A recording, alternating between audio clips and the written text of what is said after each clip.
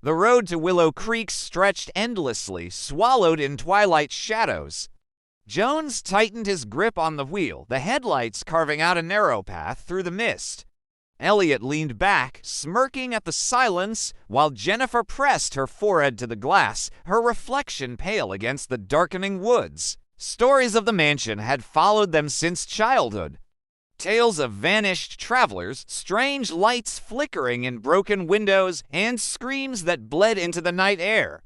To most, they were just rumors, but for these three, curiosity outweighed fear. The further they drove, the quieter the world became. No crickets sang, no wind stirred the leaves. The night seemed to hold its breath. At the farthest edge of the city, the trees broke open, revealing it. The mansion loomed at the end of the road, strangled by vines, its windows hollow and watching.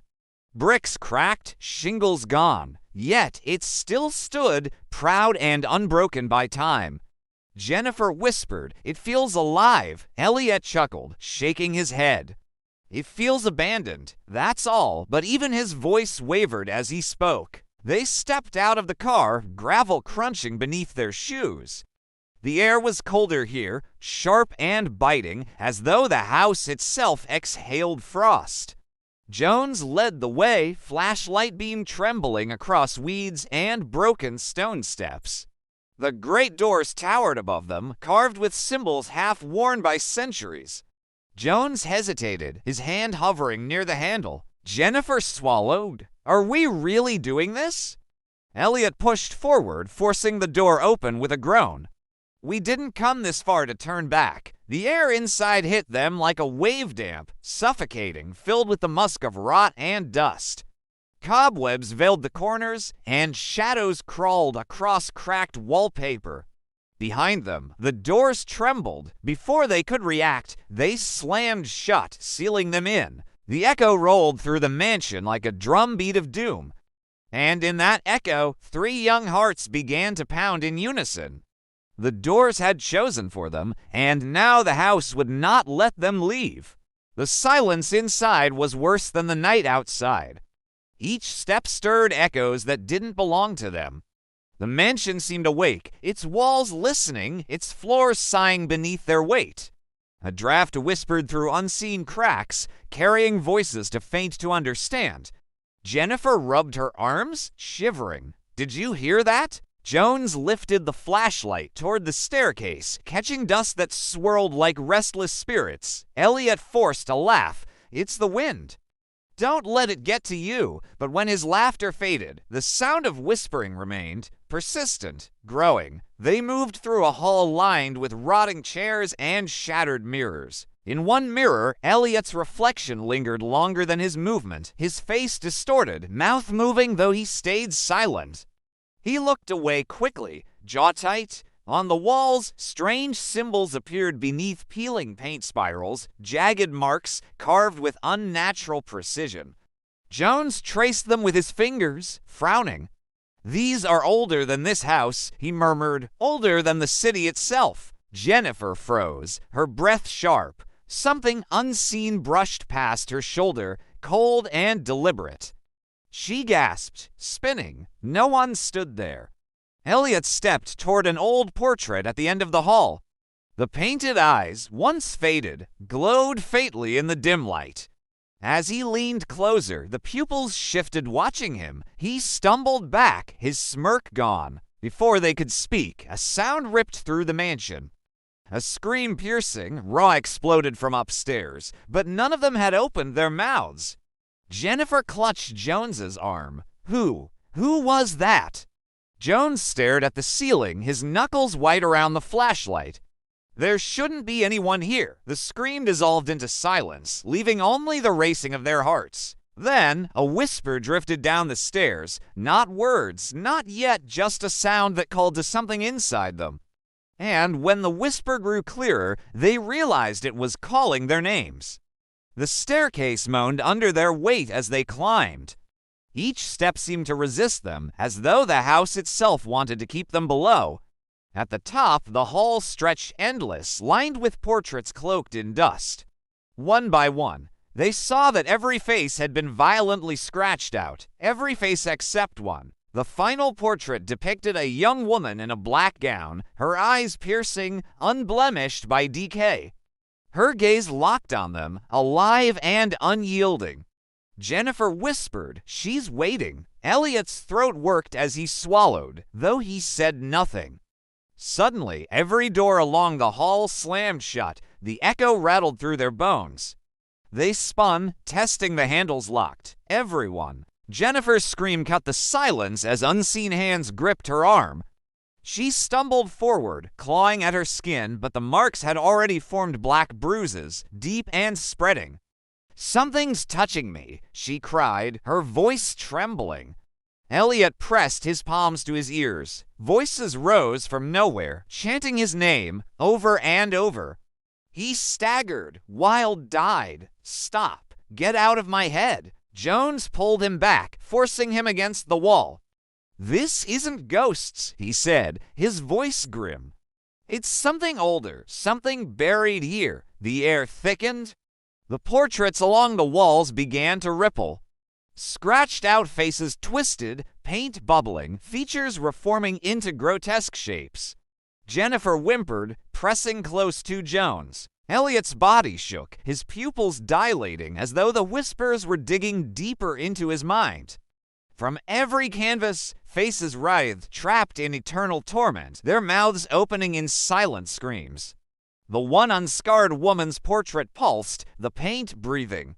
The whispers sharpened into words. "Join us!" The floor shuddered, a crack split through the wood beneath their feet, and cold air rushed upward from the dark. And with the next heartbeat, the portraits began to claw their way out of the frames. The hall convulsed, frames rattling as painted figures stretched clawed hands into the world. Jones yanked Jennifer toward a torn tapestry. Behind it, his flashlight revealed a hidden door. With a desperate shove, they slipped through, dragging Elliot behind them.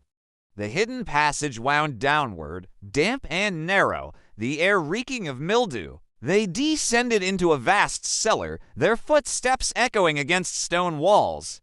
Torches lined the chamber, their flames flickering weakly as though resisting the dark. The space was not a cellar, but a temple. Stone altars, stained with dried blood, stood in grim silence. Bones littered the ground, human bones, brittle and piled in corners. Jennifer covered her mouth, tears welling in her eyes. "This isn't just a house," she whispered. "It's a tomb." Jones ran his fingers along the altar, tracing deep grooves carved into its surface. "These markings," he said softly, "they're the same as upstairs. Rituals older than this place, sacrifices." Elliot staggered to his knees, clutching his head. Voices spilled from his lips, words not his own. The whispers grew stronger, chanting through him in a language no human tongue should form. Jennifer screamed, pulling at him, but his eyes rolled back, black seeping into the whites. "Elliot," Jones shouted, shaking him. But Elliot's lips stretched into a grin not his own. The ground trembled. A crack tore through the center of the chamber. Flames burst upward, spilling from a pit that had waited centuries to open. From the pit rose shadows, crawling like liquid smoke, reaching with tendrils that clawed at the walls. The house groaned above them, every stone vibrating with rage. Jennifer stumbled back, her scream drowned by the roar of the pit. Jones pulled her close, shielding her from the heat. But Elliot stood tall, arms spread wide, welcoming the shadows. The chanting consumed him, his voice no longer his. And with a thunderous crack, the floor split wide as the abyss opened its mouth to swallow them whole. The earth shook violently as the pit roared, vomiting shadows into the cellar. They slithered across the walls, latching onto Elliot, merging with his flesh. His screams tore through the chamber, half human, half monster, as his body twisted. Bones cracked, skin stretched, his eyes glowing with unholy fire. "Sacrifice," he whispered, his voice layered with countless others. "The house demands sacrifice." Jennifer clung to Jones, her sobs lost in the chaos. "We have to leave. Please, we have to leave." Jones gritted his teeth, dragging her toward the passage, but the house shifted around them. The cellar walls stretched, twisting into endless corridors. Every doorway led back to the same chamber, the pit yawning wider, the shadows growing stronger. Elliot, no longer Elliot, stalked toward them, his movements jerking like a puppet pulled by invisible strings. "You were chosen," he said. "All of you." Jennifer swung a broken torch at him, flames snapping. For a moment, the shadows recoiled, hissing, but they surged back, stronger, hungrier. Jones shoved her behind him, his eyes locked on Elliot. "I understand now," he said grimly. "One of us has to stay.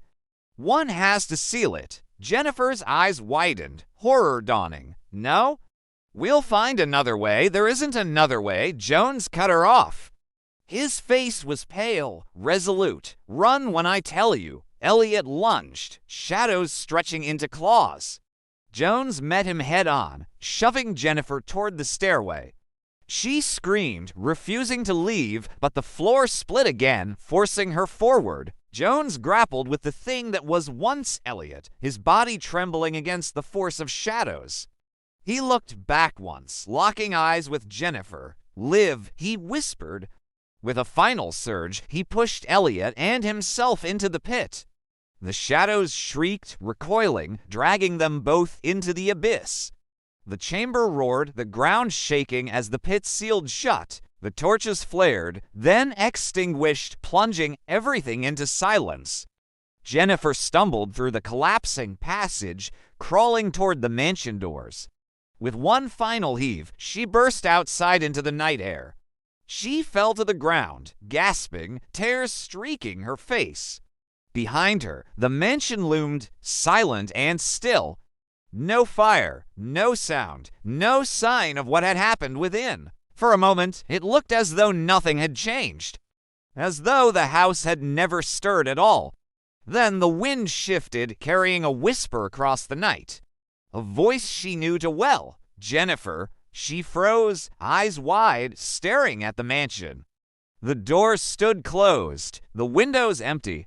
But the whisper came again, soft and mournful. "Jennifer." And in that whisper, she knew the house had not finished with her yet.